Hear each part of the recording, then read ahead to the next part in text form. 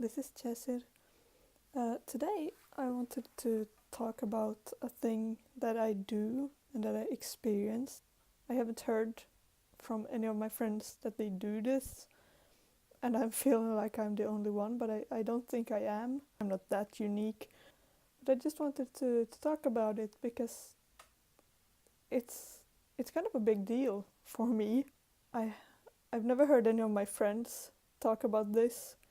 I don't know if it's because they don't do it or if it's because you don't talk about it. But it's a weird thing, or is it? That's what I want to find out. Is it weird or is it normal and people just don't talk about it? It's affection towards inanimate objects. When I was little, I had a lot of toys, like kids do. I had Barbie dolls, and I wasn't very fond of those. I was more fond of playing with these tiny figurines of horses and dogs. Like, the smaller the better was my approach. And of course, as a little child, you watch Toy Story and then you're like, oh my gosh, this is a real thing. My toys are alive when I'm not at home. And then you grow up. But even as an adult, I'm not saying now that I believe that these spray cans I'm balancing my phone on top of, that they're going to come alive as soon as I leave this apartment and start spraying each other or whatever spray cans would do. But I'm saying that in my head, there's this thing that I have a really, really hard time convincing myself that stuff are completely dead. And like in my brain, I know that this is not a thing. I know that my mugs are dead objects, but I still feel like a really strong affection towards them. Like, when I drive a car, I just go my thumb over the wheel, because like, oh, you're doing such a good job, car. And is this a thing? I guess I don't know if it's because of the fact that I used to play so much when I was a kid, or if it's just a personality trait. Could be either one. Someone just entered my house. It's okay. They're not coming inside of my apartment. Anyway, I mean, easy example, my phone. I spend a lot of time with my phone. I play games on it, I call people, I check my Facebook, I write comments on Facebook statuses and YouTube videos, and it's a way of communicating. But it's like some kind of gratitude, I suppose. Like, I'm thankful towards my phone for enabling me to do these things. I used to have a car. I had it for 3 years, and it was an old car. It was of the year 1994, and I got it in 2012, 2013, and I had it for 3 years. And then, yeah, I had it, and used to live, the place where I grew up, it's a very rural area, so I had to drive a lot. To get to school, I drove like 25 kilometers every day, and I also worked in that same city, which was 25 kilometers from home. So I drove a lot, sometimes 7 days a week, because I was studying and working simultaneously. So I spent a lot of time in that car. When I moved away and I would come home, and I would see my Honda, and I was like, oh, my car, I missed you. And it's like a real feeling that I had missed this car. And I was happy to see it, I was happy to drive around in it. And even stronger so, the feeling of sadness when I had to get rid of it, because it was old, and I couldn't take it to this city in which I now live, Helsinki. I don't need a car here. It would just be expensive. I wouldn't have anywhere to park it. I wouldn't use it. And yeah, so I had to get rid of it. I tried selling it, but it had some problems. It needed to get fixed. And no one bought it, so I had to scrap it. I had to send it to the scrapyard, and I was so sad. I cried so much. I was genuinely sad, and I'm just like, I feel this way toward a lot of things. Not like, I mean, I know I can't communicate with the things. Like I said, I'm not crazy. It's not like a dog and a car, they're different things. My dog has ears, it's a living being, it can actually hear me talking, but my car can't. And but I still like, I don't know how to explain it. I hope someone is getting what I'm talking about here. I hope someone is going to agree with me, because otherwise I will just have to go underground.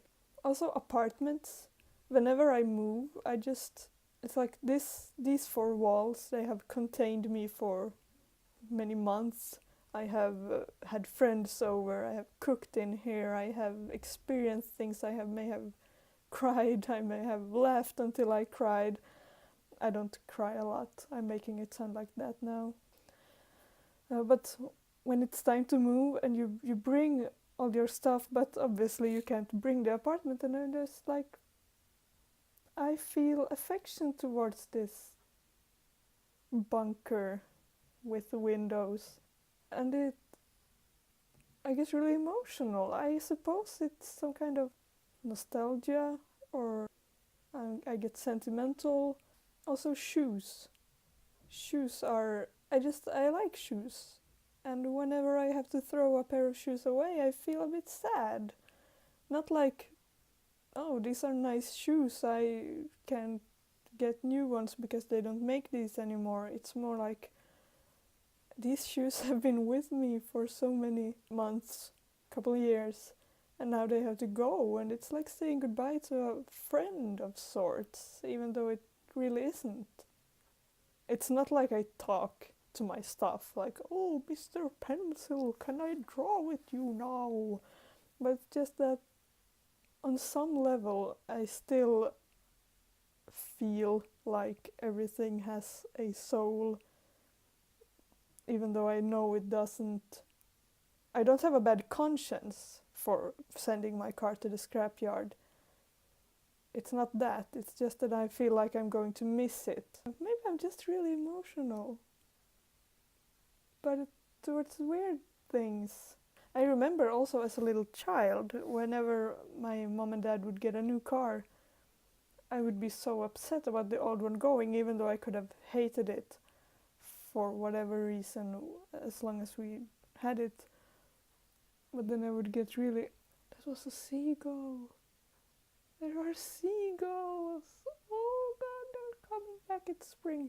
Yeah, I would get really upset. And I also remember playing with like really weird things. Like I said, I had a lot of toys. We're three sisters and I'm the youngest, so I got a lot of toys handed down to me.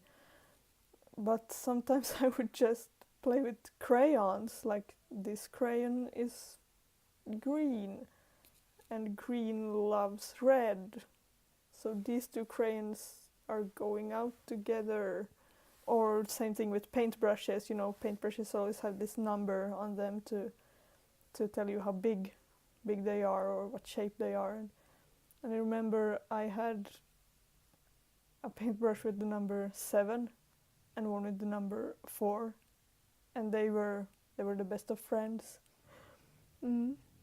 Story of my life right there. I remember my sister actually trying to trick me into believing, this was of course when I was little, I was maybe 8, 9. She tried to trick me into believing one of my stuffed animals was actually alive. And I believed her for very long. And also, that's a stuffed animal that I have really strong affection towards. Mostly because my mom made it for me when I was 4, and I had it for almost 20 years, until my dog chewed it up, so it is no more. It was a yellow mouse, which was I brought it to the dentist once because I was scared of the dentist, and I communicated through this stuffed mouse. Instead of me talking, I took the mouse and I stuck it in the towards the dentist, and I was like, woo, woo, woo, woo. I don't remember this. My dad told me. He sounded oddly proud. Thanks, Dad. You're the best. I also get this weird feeling sometimes when I'm on a bus or a train or a car that no bus or train or plane that this is a big strong thing and now it's carrying me and it's protecting me, like I'm protected by this train. Please let me know if I'm crazy. I might be, who knows. Another thing that I do that probably only makes this worse is that I name things. For example, I have this external hard drive, and instead of naming it external hard drive 1, I named the external hard drive Hubert. So it has a name. I wouldn't, if I was asking someone to hand me it, I wouldn't ask hand me Hubert. It's not like I call it that, but just the fact that I do these things. I remember in gymnasie, what is that? It's like grades 10 to 12 in Finnish school system, and we got to borrow a laptop from school. I remember naming one of them Josef, and I remember my phone, when I plugged it into the computer, I renamed it Charles Ingvar. So I do this. It's probably part of the problem, because it is a real problem. Like, I get genuinely sad over losing a car or changing apartments, even though the new apartment is fine and I'm fine without a car.